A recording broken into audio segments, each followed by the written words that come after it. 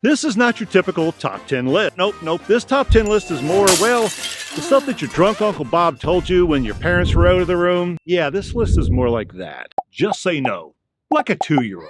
Now, how many times has somebody come up to you and said, "Hey, Rick," or whatever your name is, "can you help me out here? I have some more tasks if you could just get this done by Friday." And all of a sudden, your stack of things to do is piled up. I mean, what happens if you're trying to do a vacation? They say, "Hey, can you just answer a couple of emails?" Just say no. Here's a little asterisk. Use your nose for, well, good and not evil. It's okay to say no to people when, well, you're busy, but if you got free time, don't just close your eyes and go, "No, I won't do it. You can't make me." Because, well, that just kind of turns you into a, well, use your nose to protect your time, to keep you doing what you want to do, and also for those people that you really just don't want to do something for. Go deeper and not faster. And by that I mean, and I don't mean 70s porn, what I mean is productivity is actually your enemy. I mean, dear Lord, who cares if you can complete that 2-week vacation in under a week? Who cares if you only sleep 4 hours a night? That's just this ruse, this imaginary thing to keep you on the treadmill. No. Take something and do it as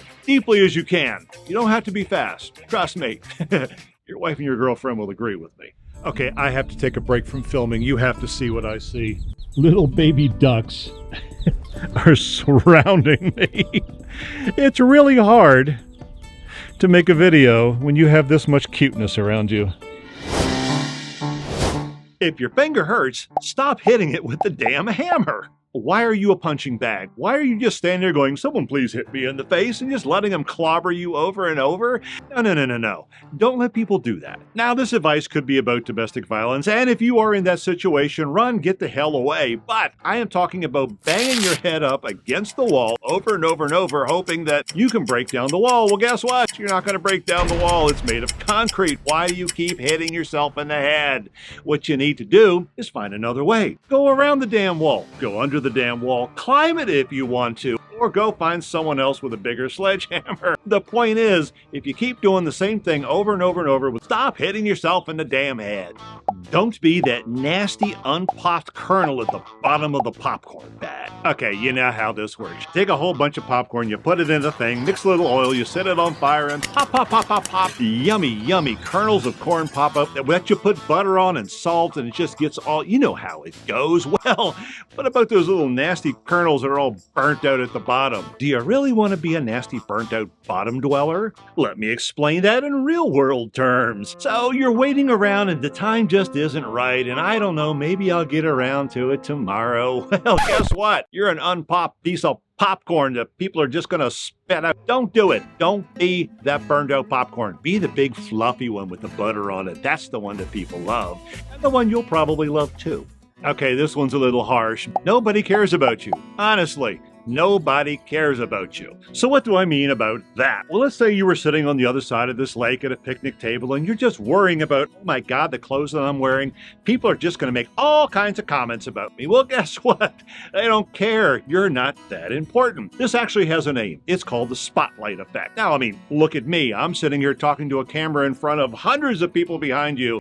Well, there could be hundreds of people. Let's just pretend for the sake of argument. I wouldn't care. They're not going to be looking at me. They're busy worrying about what their own clothes look like. So here's your little piece of life advice. Just get on with it and stop caring what other people think. You're honestly not that important, and they don't care. I promise I will try to be nicer to you if you promise to try to be a little smarter. Now, that's just not my big brain ego talking to you. Basically, I'm saying, the crowd that's like, "Oh my God, there's aliens amongst us," or "trickle-down economics work." Both of them are complete fallacies. If you and I have a nice debatable conversation about that with open minds, then maybe one of us can learn. But if you just take that dogmatic, "Well, TV said this and that soundbite said that," and the only thing you stick to is that I can never be wrong, so I'm going to cherry pick whatever, don't do it. Just absolutely don't do that anymore. I beg you. Which means the world will be nicer to you. They'll want to be around you and talk to you. But if you continue that, I'm just gonna... Some people are so poor that the only thing they have is money. And yeah, that sounds like something that should be like stenciled on a meme or somewhere and hung up on your wall, but it's absolutely true. And I got a story to tell you about that. I've chased money my entire life. I grew up as a poor son of a plumber child. I didn't know I was poor till later when I realized, well, I was poor. So I decided it was money, it was fame, it was position, it was power. I was going to rub elbows with senators and congressmen and governors and everybody else, and I would have cash. And I did. I managed to get there, and I saw how they lived, and I saw how they were, and I saw how I was, and I was poor. I was still poor, and I didn't have the things that were important. What's important to you? Is it cash? Is it that new Lexus that's sitting out in the garage? Fine, more power to you. You're probably not going to be happy for long because the Lexus is going to get old. What's really important? That's what makes you rich. Okay, here's a hard truth for you. Being a huge does not make yours bigger. If your name is Bully McJohnson, I'm going to beat everyone into, well, respecting me. Well, I got bad news for you. Nobody likes a bully. People are just going to walk away from you. You're going to be flaccid and all alone. And now maybe that's your goal, that you don't want people around you. Well, in that case, get the hell out of here. Go find some bulbous-shaped cabin out in the middle of the woods and live by yourself. I don't know, barking at the trees. So stop it. Okay, Mr. Bully, just completely stop it. We're not going to put up with it anymore. Life was not better a way back when. I mean, sure, the music in the 80s was a whole lot better than it is today, but everything else? No. Life wasn't better back then, and it won't be better in the future. It's actually pretty good right now. Did you know that your memories, well, suck? I mean, every time you take a memory out, you hold it and you fondle it and go, oh, look how good I had it.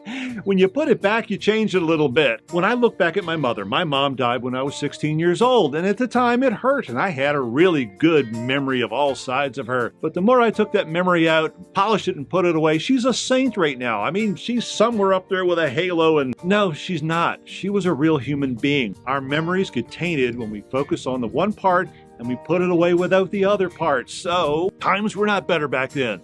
They had equal parts success and suckage, just as they do today. So why do you want to dwell back on your ex-football cheerleading days in high school? You can focus on the here and now, because these, my friend, these are the good days. And last but not least, if you see a door, open it. That's how doors work. This kind of harks back to, well, the popcorn kernel thing, except it's, well, doors are opportunities. Always take them. What's the worst that can happen? Something doesn't work out, you go back through the door, you shut it, you look for something else. I am the king, by the way, of doing that. I am the king of procrastination, and it doesn't get me anywhere. It's, well, opportunities go by. I can't tell you how many times that, well, I look back and went, man, if only I didn't go through. Well, go through the damn door, will you? Just please, take a chance. Thanks for watching.